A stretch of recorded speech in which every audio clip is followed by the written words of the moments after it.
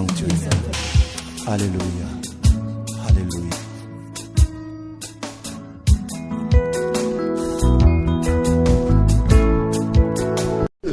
On a là à gauche, à droite, dit bonjour ou bon, je mérite le bonsoir, bonjour à un frère, à une soeur, ça fera du bien, ça fera du bien. Quand tu es dans les temples, il faut s'effacer, nous sommes devant Dieu. Dis à Dieu, dis à ton frère, à ta soeur, bonjour, ça fera du bien, ça fera du bien, ça fera du bien, ça fera du bien, ça fera du bien. Dieu nous bénisse. Nous sommes aujourd'hui le 20 avril 2025. 20 avril 2025 parce que le Seigneur a voulu que nous soyons le 20 avril 2025. Si le Seigneur n'avait permis cela, je crois que nous n'avons parce que Dieu nous a donné cette journée appelée dimanche 20 avril 2025. Dans l'organisation des Sima, c'est une journée dite de la Pâque. Dans l'organisation des hommes, c'est une journée dite de la Pâque. Mais ça plut à Dieu que tu sois et que tu vis ou que tu respires dans cette journée. Ça fait un temps auquel nous sommes en train de parler sur un thème intitulé le culte. J'ai aimé la précision qu'a donné Papa Aristote dans la fiche. Vraiment, la qualité de cette inspiration-là, j'ai beaucoup aimé.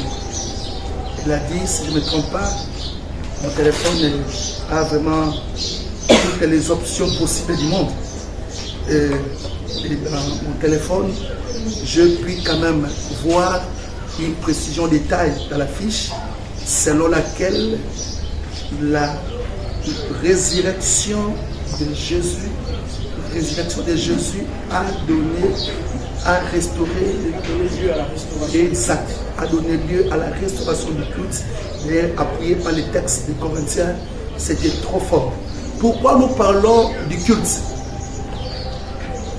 C'est d'abord une inspiration spirituelle. Je suis en train de mettre des bases pour que nous comprenions. C'est d'abord une inspiration spirituelle. Le Seigneur m'a dit, bâtis-moi un peuple. J'avais comme l'impression que je n'ai jamais fait ça depuis tous ces temps. Le Seigneur m'a dit, maintenant bâtis-moi un peuple. Et le premier chapitre qu'il m'a donné, il a dit, tu commences avec le culte. Enseigne-leur ce que je t'ai dit du haut de la montagne sur le culte. Je passais de mois et de mois. À une certaine année, j'avais connu une tragédie dans ma vie. Ça avait vraiment impacté l'histoire de ma vie. Alors cette tragédie-là m'avait amené à la montagne. Dans les années 2000, 2001. 2009, 2000, 2001. Je fais 6 à 7 mois à la montagne. Jour après jour, j'étais là du haut de la montagne. Je ne descendais pas. Je ne venais pas à la maison. J'étais là à la montagne. Et là, le Seigneur m'a appris sur ce que c'est le culte, sur ce que c'est l'église, sur beaucoup de choses. Je suis descendu. 3 à 4 mois plus tard, le Seigneur m'a dit monte, et cette fois-là, il m'a amené à Manguengue. Je me retrouve à Manguengue, je fais 3 mois. Et durant tous mes mouvements-là, c'était en jeûne. J'étais presque comme Wafumi. Et là-bas, le Seigneur a continué à m'enseigner encore. Et ainsi, le parcours de la vie s'est déroulé. Donc j'avais compris que cette tragédie-là était venue parce que le Seigneur m'attendait à une autre dimension. Alors, le culte auquel nous sommes en train de parler, nous voulons être une église locale totalement différente des autres. Dans la francophonie, dans l'espace anglophone et dans d'autres espaces du monde entier, Chaque église a une manière de fonctionner. Chaque église a une manière d'opérer. Nous allons les lire bientôt ici. Chaque église a ses ordonnances. Ça n'a pas commencé aujourd'hui. Ça a commencé depuis le temps de la Bible. Amen, amen, l'église. Amen. Et c'est depuis ce temps-là que le Seigneur a commencé, bien-aimé dans le Seigneur, à marcher avec la nation appelée Église corps. Et dans l'église corps, il y a aussi ce qu'on appelle l'église locale.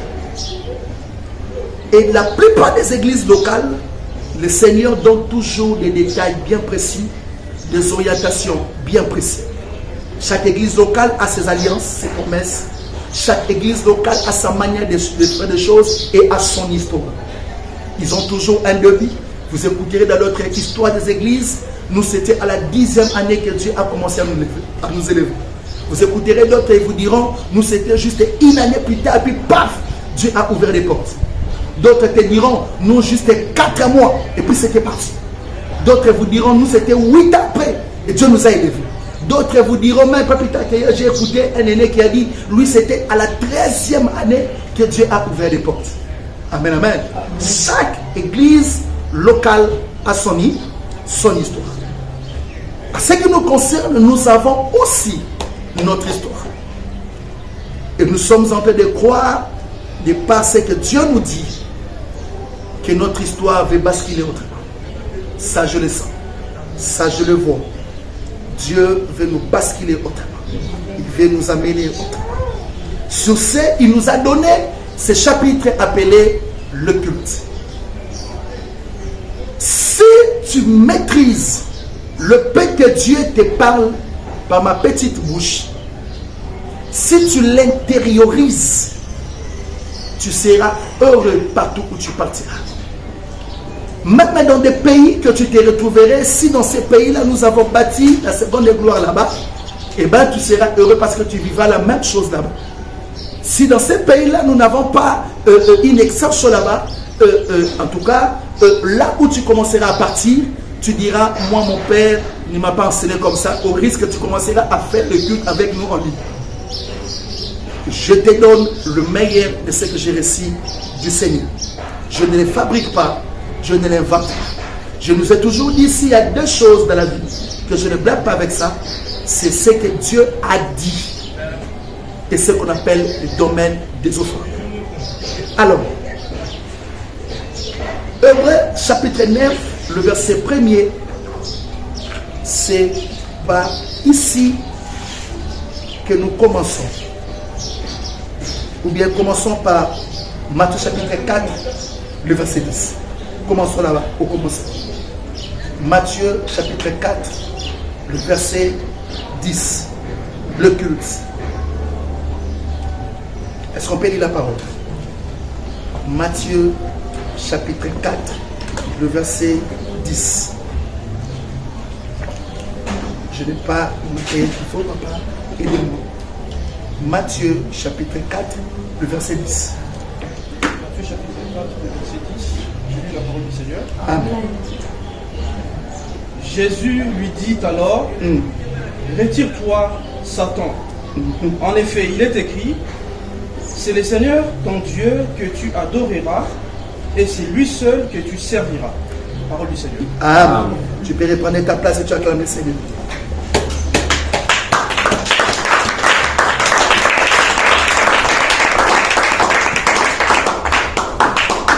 Matthieu chapitre 4, le verset 10, le Seigneur est en train de répliquer à celui qu'on a appelé l'adversaire ou à celui qu'on appelle Satan ou le Lucifer. D'accord? Il lui dit, tu adoreras le Seigneur. Donc déjà, le terme qu'on appelle le culte a beaucoup de sources. Il vient du latin, de l'hébreu, du grec. Et chaque espace a essayé de définir le culte à sa manière. Nous sommes là? Amen. Soyez avec nous. Le culte de par sa source est grec, on dit c'est latreia. Latreia qui est traduit par adoration. Déjà, quand on voit le culte, lorsque quelqu'un qui est venu de cet espace-là il voit un culte. Il dit, je n'ai pas fait un culte. Pour lui, il dit, il est parti faire quoi?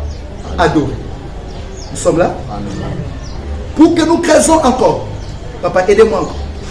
Philippiens chapitre 3, le verset 3. Nous posons des bases et on va décoller. Philippiens chapitre 3, le verset 3. Philippiens chapitre 3, le verset 3.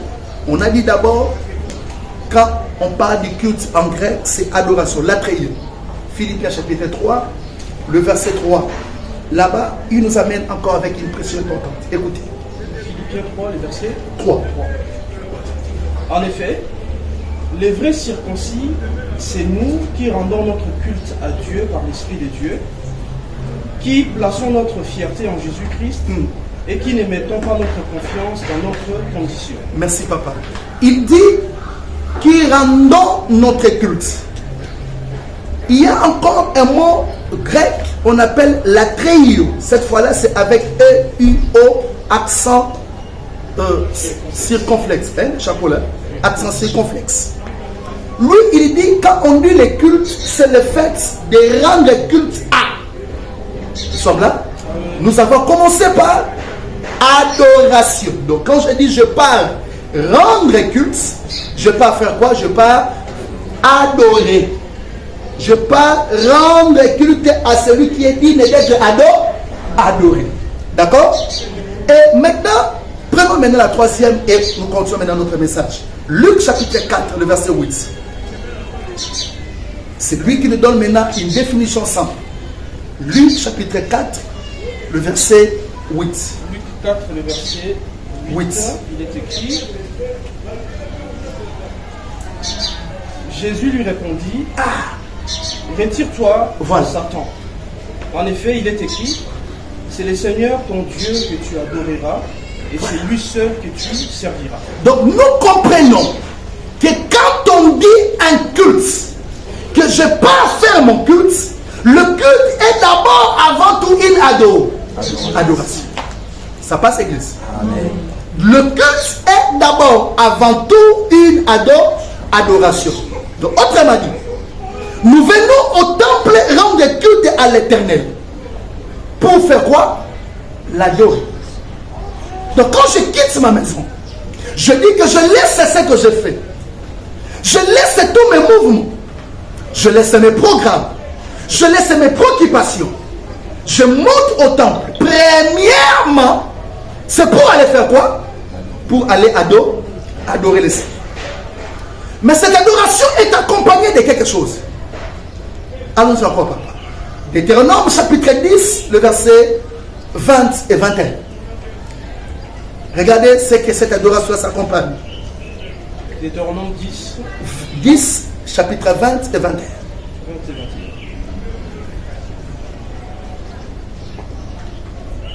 C'est l'Éternel ton Dieu que tu craindras, et c'est lui que tu serviras. C'est à lui que tu t'attacheras, et c'est par son nom que tu prêteras serment.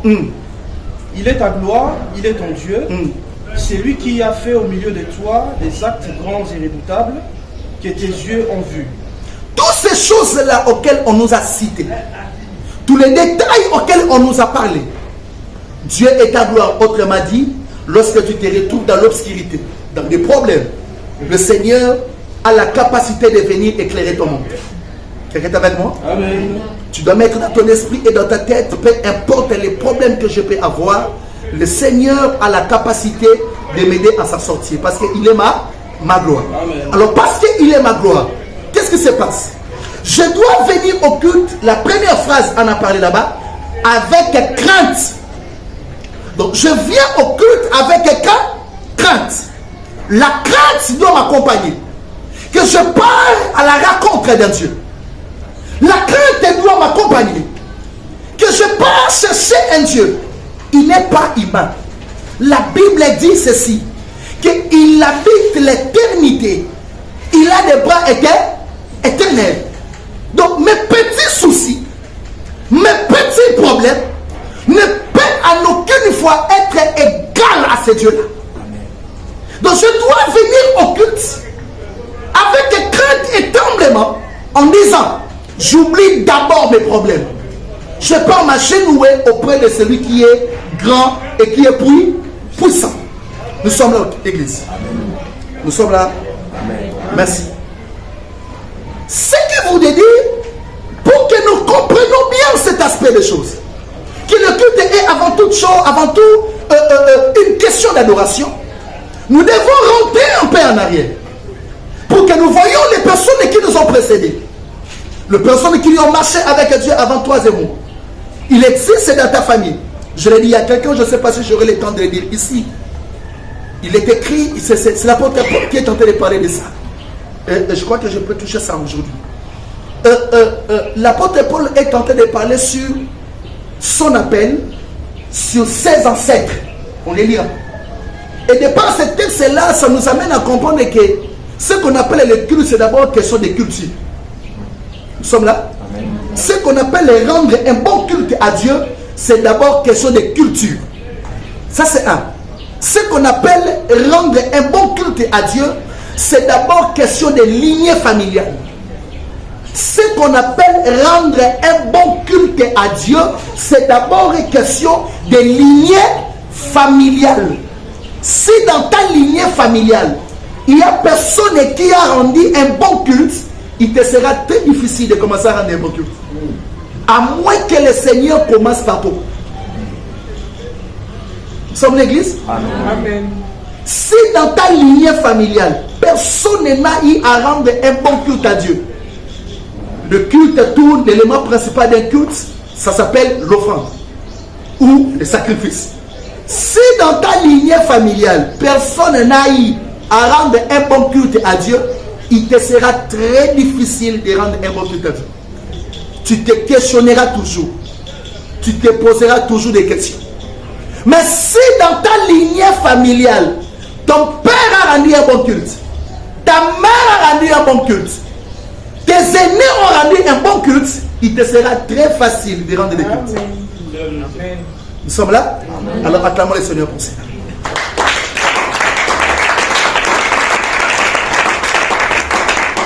Alors comme je disais, on va essayer de rentrer maintenant en arrière pour que nous voyions des personnes qui nous ont précédés.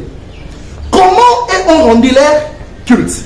Il est important de savoir que le peuple du Seigneur, le peuple que Dieu marchait avec eux, ils avaient leur manière de rendre le culte. Faisons ce voyage-là. Hébreux chapitre 9, le verset 1er. Ça, c'est un voyage que nous faisons. Hébreux chapitre 9, le verset 1er. On commence par là. Hébreux chapitre 9, le verset 1er. La première alliance avait donc des règles relatives au culte et un sanctuaire terrestre. Ici, ça nous amène à comprendre quelques éléments. On dit la première alliance.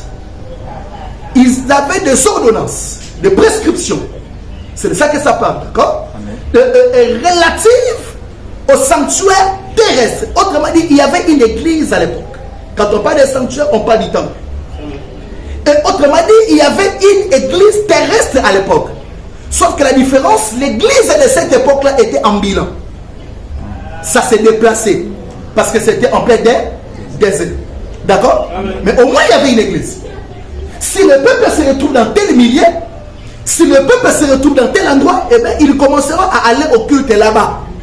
Alors maintenant, cette église-là, cette église terrestre-là, il avait sa manière de fonctionner. Raison pour laquelle je nous ai dit que chaque église locale a sa manière de fonctionner. Nous comprenons, non? Amen. Je peux avancer donc. Merci. Alors, parce que chaque église a sa manière de fonctionner. Parce que chaque église locale a sa manière d'opérer. Dans cette époque-là, l'église terrestre de cette époque-là, elle avait aussi sa manière d'opérer. Elle avait aussi les alliances liées à elle. Elle avait aussi les ordonnances liées à elle. Ces ordonnances-là peuvent nous être utiles aujourd'hui. Et la Bible en a parlé. Et on va essayer de mettre un peu de parallélisme pour que nous comprenions la manière que ça s'est passé à cette époque et la manière que ça se passe à notre époque. On peut marcher? Amen. Allons-y. Hébreux 9, 9. Hébreux chapitre 9, le verset 9. C'est une illustration pour le temps présent. Elle signifie que les dons et les sacrifices présentés ne peuvent pas rendre parfait sur le plan de la conscience celui qui prend part à ces cultes. Parole du Seigneur. Église, écoutez-moi.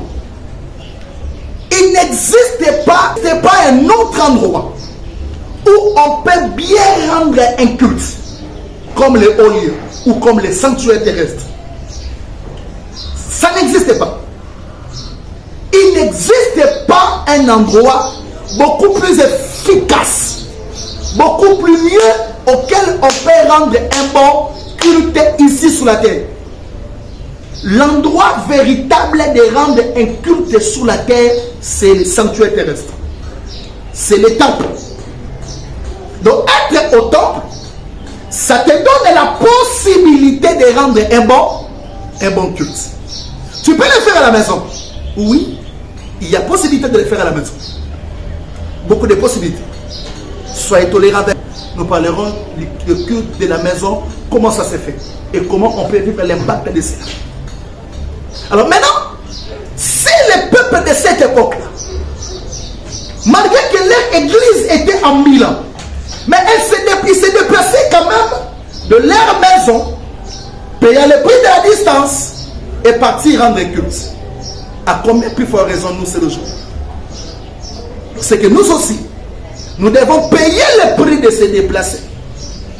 Payer le prix d'aller vers le temple et faire notre culte. D'accord? Et notre culte c'est quoi? C'est l'adoration. Nous sommes l'église. D'accord. Maintenant le verset 9 auquel là où papa a lu, du chapitre de l'Hébreu chapitre 9, le verset 9, nous montre que le peuple apportait les offrandes et les sacrifices. Il y a une pression qui est en bas là-bas, on va arriver sous cette précision-là. Quand ils partaient dans leur église locale, ils apportaient quoi?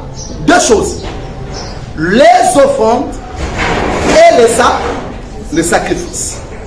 Je voulais éclairer un peu le peuple sur la différence qu'il y a entre une offrande et un sacrifice. La petite définition, c'est celle-ci. Quand on dit offrande, offrande, c'est un don que l'on offre à Dieu. Offrande, quand tu dis, comme tu viens là, tu as donné l'offrande de la vie. On avait dit que chez nous, ça doit devenir une culture, une religion. Mais quand la religion n'est pas bien, j'enlève ça. Ça doit devenir une culture. Je viens en retard, je dépose mon offrande pour dire pour moi le culte a commencé. Nous sommes l'église. Pourquoi? Parce que nous ne voulons rien rater du ciel. Sous ces l'offrande, quand je dis je pars faire mon culte, je pars donner mon offrande. L'offrande c'est quoi? C'est un don qu'on offre à Dieu. Mais non seulement à Dieu. L'offrande c'est aussi un don qu'on donne au saint. L'offrande c'est un don auquel on donne au saint. Quand je parle de saint, peu importe le milieu spirituel ou le milieu que la personne a de par sa croyance. Ça, peu importe le milieu, je ne vais pas citer ici. Peu importe le milieu de la croyance, quand on parle de saints, on parle des hommes de Dieu. Des personnes que Dieu a visitées d'une manière spéciale. Et chaque milieu a ses saints. Nous sommes l'église. Chaque milieu a ses saints. Des types de femmes que Dieu a visitées d'une certaine manière. Des types de hommes, quand tu montes du côté de Kisangani, on te parlera de Nengapeta. Quand tu pars du côté de Bakomo, on te parlera de Simon Kimam. Et quand tu montes des autres milliers, on te parlera de Pape X. Quand tu montes de certains milliers continentaux, on te parlera de Muhammad. Quand chaque millier a ses saints. Amen, amen. Chaque millier a ses saints et apprends comme moi, j'ai appris à respecter la foi des autres. Parce que le Seigneur n'est pas chrétien, le Seigneur n'est pas musulman. Nous sommes l'église. Mets dans ton esprit, le Seigneur n'est pas chrétien. Le Seigneur n'est pas musulman. Le Seigneur est Dieu. Amen. Il est le Dieu de tout le monde. Amen. Tu ne peux pas me convaincre moi que X, je ne vais pas citer, parce qu'il est des, parce qu'elle est des, elle n'héritera pas le royaume. J'ai du mal à dire amen à ces choses-là. Je respecte la foi de tout le monde, c'est à Dieu de juger. On peut avancer? Amen. Je suis correct, je crois. C'est vrai qu'il y a des choses auxquelles, quand je lis, la parole ne me dit pas ça. Je le vois ou je la vois faire ça. mon esprit a du mal à se marier avec lui ou avec elle. Alors moi j'opte pour une chose. Au lieu que nous nous battons sur des choses qui vont nous séparer, unissons-nous sur des choses qui vont nous unir. Et le reste, c'est à Dieu de juger. Nous sommes là. Et si toi tu crois que ce que tu crois là est la vérité, eh bien tu restes avec ça. On peut avancer, non? Chapitre clos, c'est parti. L'offrande, c'est aussi un don qu'on donne au saint. C'est-à-dire, quand je parle, je dis, ah, si tu considères que Dani Samuel est un saint, Dani, ça c'est mon offrande pour vous. D'accord? C'est pour moi que tu as donné l'offrande. Dani Samuel, lui il est saint, ou bien elle est sainte. Ça c'est l'offrande que je lui ai donnée. Et cette offrande-là a plusieurs couleurs. Chaque offrande a sa dimension. Chaque offrande a son niveau. D'accord? Troisième type d'offrande qu'on donne. L'offrande, on les donne aussi à l'église locale. L'offrande, on les donne aussi quoi? À l'église locale. C'est-à-dire, je viens à l'église locale et je donne mon offrande. Nous sommes l'église. Amen. Je peux évoluer. Le sacrifice. Le sacrifice, nous avons pris deux petites définitions. Un sacrifice, c'est d'abord une action. Quand on dit sacrifice, c'est d'abord une action. Écoutez les différences que je vais parler ici. C'est d'abord une action par laquelle on offre certaines choses à Dieu.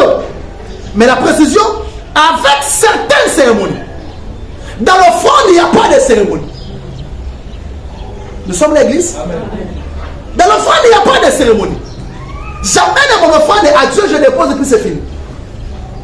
Dans l'offrande, je viens auprès du sang. Je dis, Dani Samuel, en ta qualité de saint, en voici mon offrande. Dans l'offrande, je viens au temple. Je suis venu faire mon culte, je suis venu faire mon culte. Je donne mon offrande de par ma conviction à Dieu. Nous sommes là? Amen. Tandis que dans les sacrifices, quand j'apporte mon sacrifice est toujours attaché aux cérémonies. Pourquoi on attache le sacrifice aux cérémonies? On attache le sacrifice aux cérémonies pour rendre hommage à sa souveraine puissance. Parce qu'on s'est dit que là, l'élève est monté. Là, le niveau a changé. Parce que le niveau a changé, je ne peux pas comme ça, bon, je viens avec mon sacrifice et puis je dépose sans attacher une cérémonie. La cérémonie peut venir, la pensée spirituelle de la cérémonie peut venir par toi, peut venir par les sacrificateurs, ou peut venir par les seigneurs. Par exemple, quand je dis par toi, qui dit toi, qui dit les seigneurs, qui t'inspire. Amen, amen. J'attache une cérémonie. La cérémonie a beaucoup de couleurs. Je ne saurais pas orienter une cérémonie parce que c'est Dieu qui oriente. Je ne saurais pas dire, à moins que Dieu me dise par rapport à ses sacrifices, qu'elle fasse telle cérémonie ou qu'il fasse telle cérémonie. Si je reçois une orientation. D'accord? Mais en cas contraire, non, c'est toi-même qui connais les défis de ta vie. De par tes réalités, de par tes défis, tu te dis, et si là.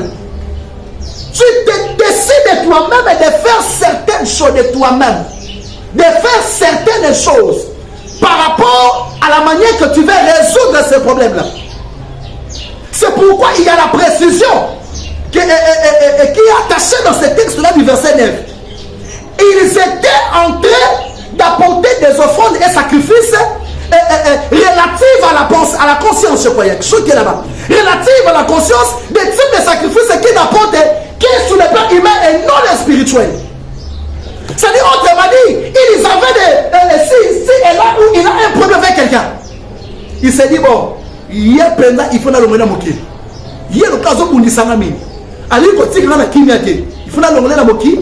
Papa, prenez 2 jours de prière pour madame, que Dieu éloigne tout esprit de moi. C'est la deuxième fois que je fais semblant de c'est la première fois. Je voulais te le dire le jour où je suis venu à la maison. La deuxième fois, ça s'est reproduit la même. Je te vois marcher avec un enfant, avec ton épouse. C'est la deuxième fois que je vais te dire. Dis à Dieu tu m'as donné une épouse, ma jeunesse, pas pour qu'elle tombe en honte, pour que nous grandissons, nous soyons établis de la gloire selon nos promesses et jusqu'à notre fils. Que Dieu bénisse. Alors, sur ce, quand ils viennent avec ça, tout le monde peut créer cette cérémonie à lui ou à elle, en disant, je vais me mettre pendant 3 jours. Nzamba fongelanga portol. Nzamba me melanga esemonelo o oyo. Tu l'inspires de toi-même. Quand tu viens voir les sacrificateurs, homme de Dieu, je vais faire telle chose. Mais j'ai mon sacrifice, mais je ne sais pas comment je peux l'orienter. Le Seigneur peut m'inspirer, je peux te le parler. Mais autre chose aussi qu'on définit sur les sacrifices. Dans les sacrifices, on dit aussi c'est abandon volontaire. Écoutez ça très bien. Abandon volontaire de quelque chose. Pour l'amour de Dieu. Abandon volontaire de quelque chose pour l'amour de Dieu. Autrement dit, nalingi na kabwana penza na eloko wana. Nalingi na résoudre pena eloko oyo. Je me décide de moi-même. Parce que le Seigneur m'a demandé d'abandonner la chose. Cette chose-là peut être spirituelle, peut être matérielle, peut être en argent, peut être. Dieu peut te dire, abandonner telle route ou telle direction. D'accord? Dieu peut te dire, kabwana eloko songolo pour que elle me eloko mpakala. Dieu peut te donner n'importe quelle orientation. C'est comme ça on dit que pour l'amour de Dieu, j'accepte d'abandonner. Non, en fait, je sens que je dois faire pour cela telle chose. Alors j'accepte d'abandonner mon véhicule. J'accepte d'abandonner mon telle chose ici. Que cela se retrouve. Pour l'amour de l'église, j'accepte d'abandonner ça. Pour l'amour. Que ce soit pour l'amour de Dieu, que ce soit pour l'amour d'une personne, ou que ce soit pour la considération qu'on a de quelque chose ou de Dieu, ou soit de son église locale. Ça passe ou que je crée encore. Amen. Merci.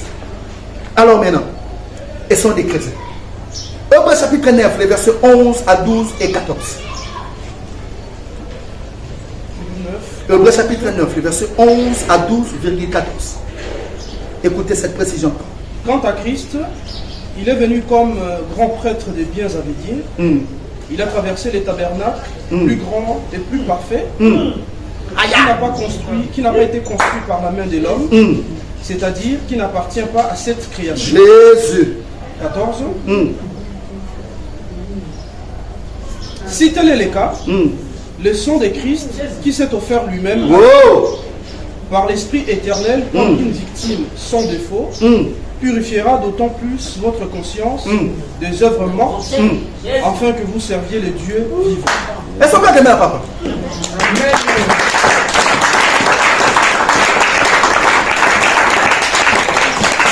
Pour que tu comprennes la profondeur de cette écriture, laissez-moi vous donner un peu les tableaux.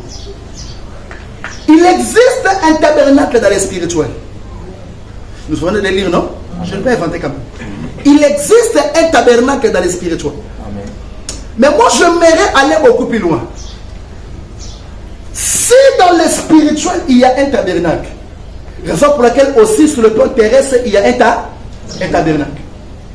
Mais tu dois quand même être d'accord avec moi.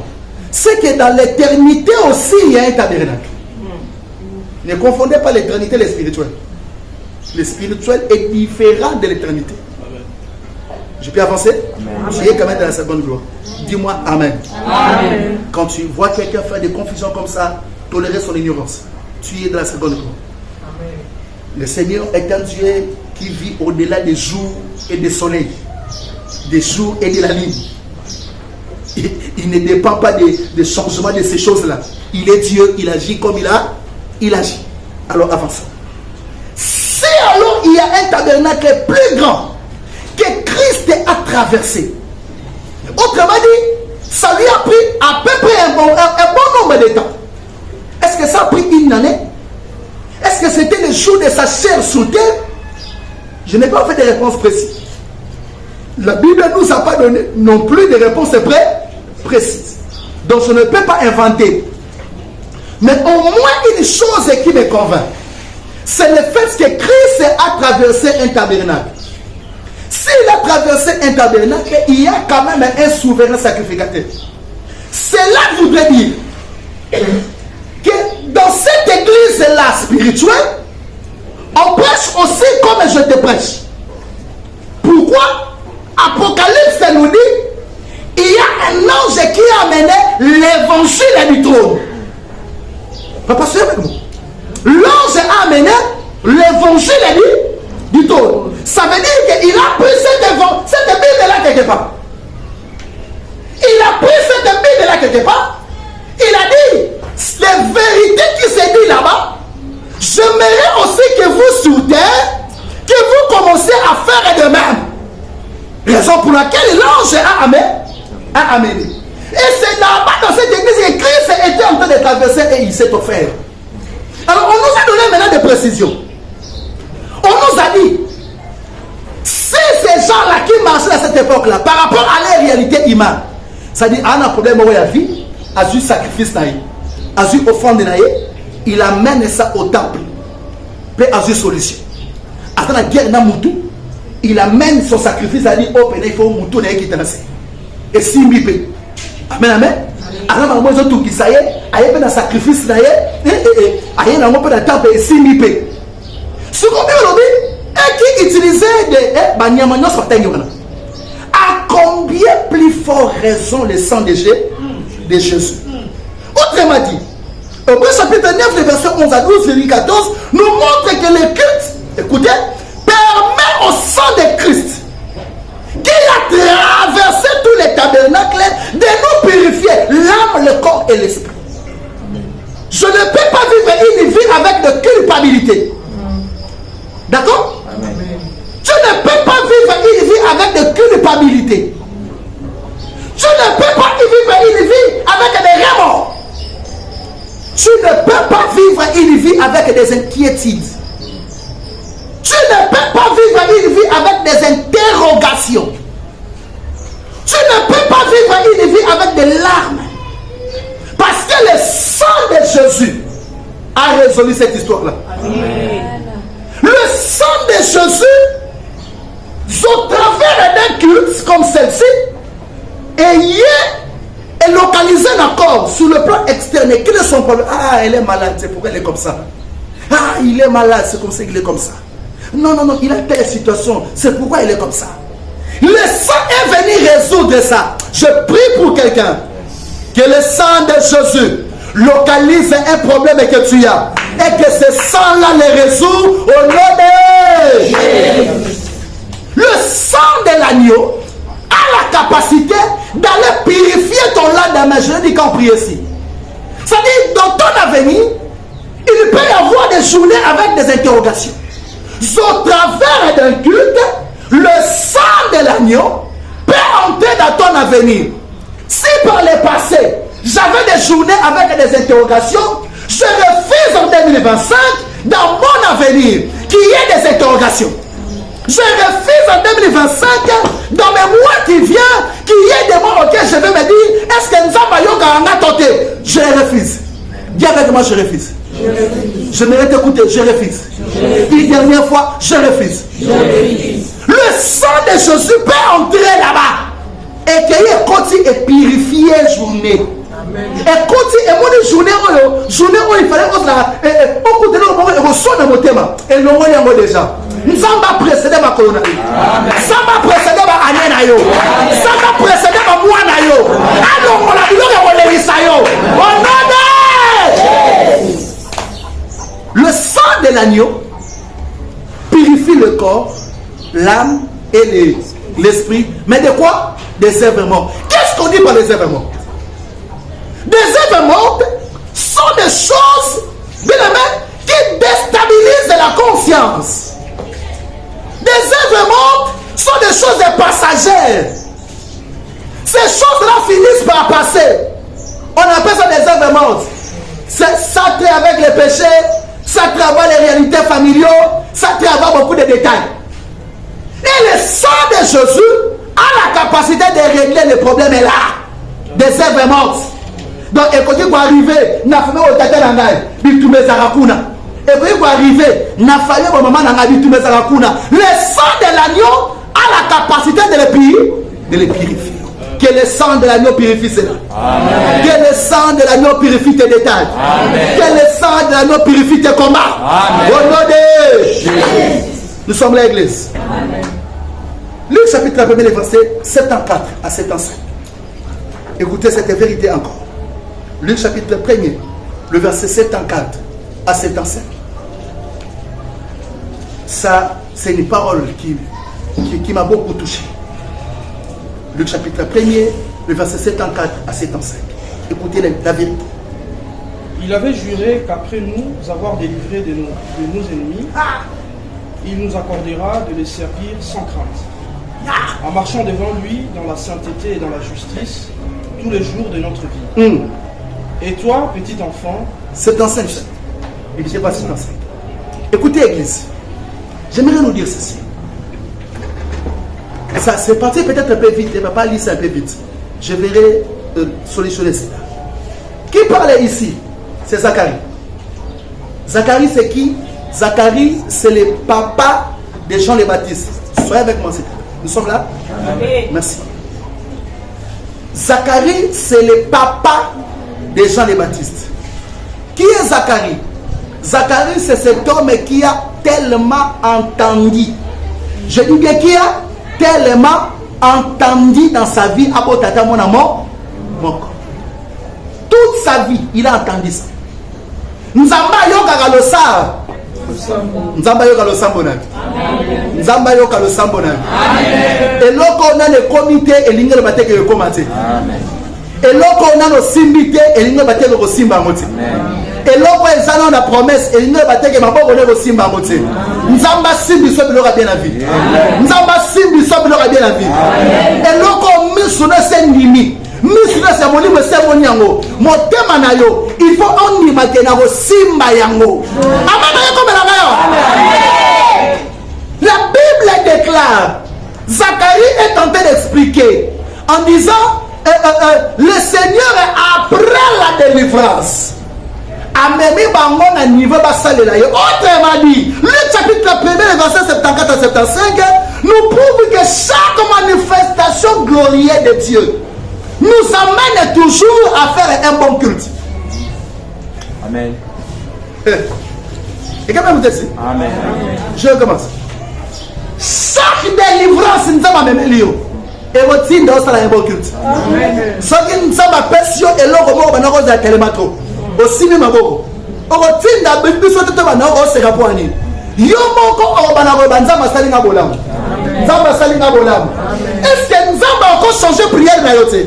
Nous avons changé prière na yo. Prière na yo elongo ya kolela e comme ya vie. Prière na yo elongo ya komi tundisa e comme ya témoignage. Prière na yo elongo ya balarme e comme ya esengo. Zamba sepelisa yo na vie yo nobe. Le Seigneur a la capacité de faire, de te produire une délivrance et que cette délivrance-là te pousse à faire un bon culte. Te pousse à rendre un bon culte. Quand tu sers le Seigneur, tu sais que je sers le Seigneur parce qu'il est celui qui m'a délivré.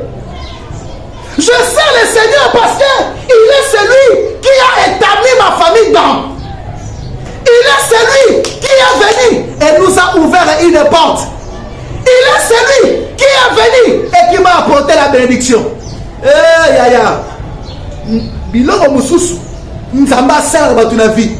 Et tindara bisoto bisankolo. Merci. Année 2025. Si tu commences à souka, nazo sentir momoro merci dans mon nom. Amen. Merci wana ekoza podo il me dit na bundi bundi na meki. Mais na tamo nzamba koti makambu na ngai. Yamana nzamba merci. Amen. Le merci Zamboyo la ndenge yo kumisinga.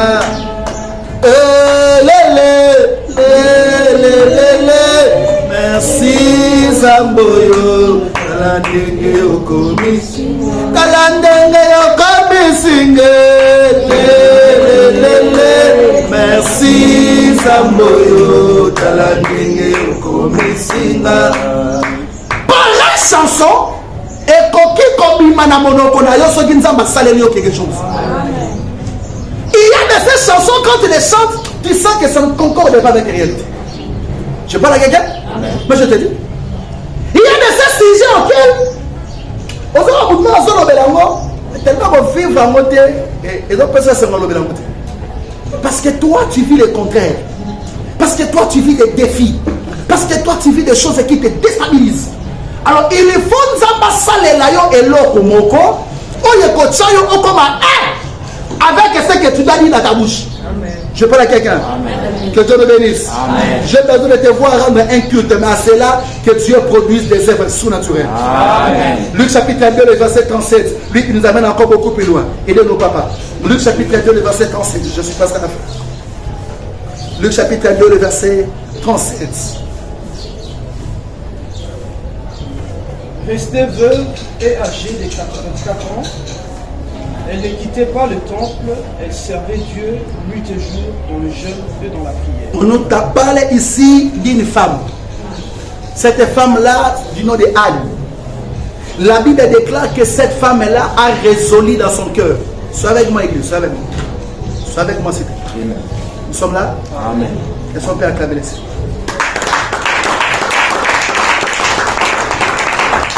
La Bible parle d'une femme du nom de Anne qui est restée veuve. Et dans sa veuvage, elle a décidé de servir le Seigneur. Amen, amen. Bien-aimé, Luc chapitre 2, le verset 37 nous montre que servir le Seigneur dans les tabernacles ou pour la cour des tabernacles, c'est aussi une manière de rendre un bon culte. Ça dit, si tu sers le Seigneur, tu te dis que c'est pour toi ta manière de rendre les cultes qu'il faut à Dieu. Parce que le terme servir, par sa source hébraïque, ça parle aussi d'une chose d'adorer. Et on peut servir le Seigneur pendant que tu sers là, c'est une manière pour toi d'adorer. Je parle à quelqu'un? Je nous pousse comme église de servir le Seigneur. Je nous pousse comme peuple de servir le Seigneur. Parce que nous voulons rendre des cultes qu'il faut, alors sers Dieu. Sers Dieu avec tes compétences. Sers Dieu avec tes potentiels. Sois avec moi s'il te plaît. Sers Dieu avec tes potentiels. Sers Dieu avec ta force. Sers Dieu avec tes moyens. Sers Dieu avec tout ce que Dieu t'a donné. Sers le Seigneur. Je nous ai prêché l'autre fois ici. La Bible déclare tout ce que les Juifs étaient en train de faire. Tout ce que Israël de l'époque comme nation, comme un peuple de l'époque. Tout ce qu'ils faisaient. Ils prenaient leurs moyens. Ils prenaient leur argent. Ils disaient, comme d'après ce c'est comme ça qu'il ne cessait de devenir de plus en plus riche. Et jusqu'à ce jour, ce petit peuple-là soutient des grands pays du monde. Ce petit peuple-là soutient des grands pays du monde. Je parle à quelqu'un? C'est ça pourquoi? Parce qu'ils connaissent la loi de s'aimer. Plus ils s'aiment, plus Dieu les rend prospères. Je te prie, sers le Seigneur avec ta force, tes capacités, ton intelligence, tes moyens, le meilleur de ce que tu as. Quitte le niveau de calcul. Quitte le niveau de calcul. Le calcul ne marche pas avec Dieu. Tu te mettras à mal. 2 Timothée chapitre 1er, le verset 1 à 3. Ah, je crois que c'est ici que l'apôtre en a parlé. 2 Timothée chapitre 1er, le verset 3. Je vais clôturer avec Hébreux 12. Chapitre 1er, verset 3. Je suis reconnaissant envers Dieu que je sers, à l'exemple de mes ancêtres, avec une conscience pure, lorsque sans cesse, nuit et jour, je me souviens de toi dans mes prières. Je nous ai parlé ici, dans mes débits. Nous sommes là, non? Amen. Vous êtes fatigués? Je continue. Je nous ai parlé ici en disant que kosalela nzambe kopesa un bon culte na nzambe eza pe question ya lignée na bino ya famille. Soki na famille na bino ezali kama mambo bakisi atosala effort ebenda po tata na ala soma mambo bakisi so ala kisa directement te c'est que indirectement maman na bino akisa bino babonganga eloko ebungi na ndako l'autorité qui est étangiste. Son habit et ça m'a banda unini mais par respect dans mon beaucoup automobile mais au début n'a pas ma solo. C'est question de culture. Enseigne à tes enfants de servir Dieu. Amen. Aux adolescents ma casse au monde a pas dans bas c'est dans ça. Enseigne tes enfants de servir le Seigneur. Enseigne tes enfants d'offrir à Dieu. Baye ko lango banda ki bo moi.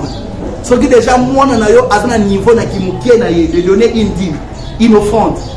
Si akola namo. Ce qui déjà moi na ki mukie na ye ayekola bokaba. Si akola namo. Ce qui ayekola na ki mukie. Si akola ezalaite.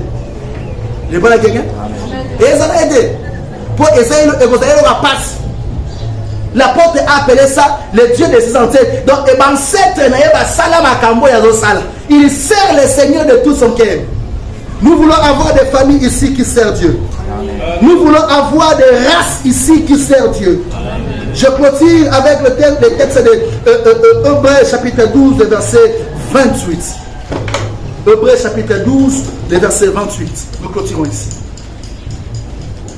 Hébreux chapitre 12, le verset 28.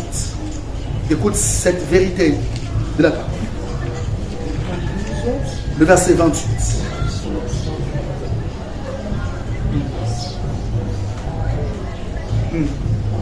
C'est pourquoi, puisque nous recevons un royaume inébranlable, voilà, attachons-nous à la grâce qui nous permet de rendre à Dieu un culte qui lui soit agréable, avec respect et avec piété. Bien aimé, le royaume que tu as reçu, quand tu viens rendre un culte à Dieu, dis-toi que j'appartiens maintenant à un royaume qui traite des problèmes. Nous sommes là. Nous sommes, moi et vous, membres d'un royaume et si un problème est bon côté. Et résoudre un problème, il n'y a pas tout. Nous appartenons dans un royaume auquel quand je viens, je lui dis Seigneur, na sacrifice na ngai, na offrande na ngai, parce que na musala na nga kuna ezo simbate. Na classe na nga kuna ezo simbate. Na ndaku na nga kuna ezo simbate. Ndeko na nga kuna ezo simbate.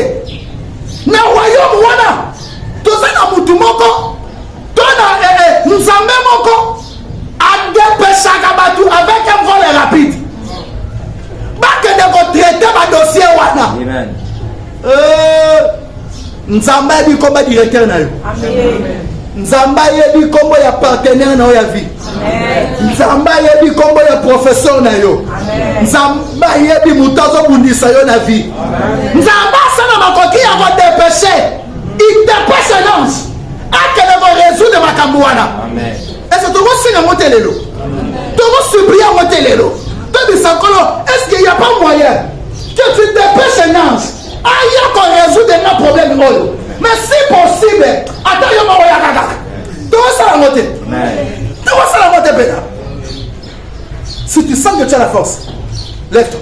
Si tu sens que tu n'as pas la force, reste assis. N'arrive pas ça la montée, c'est la morale.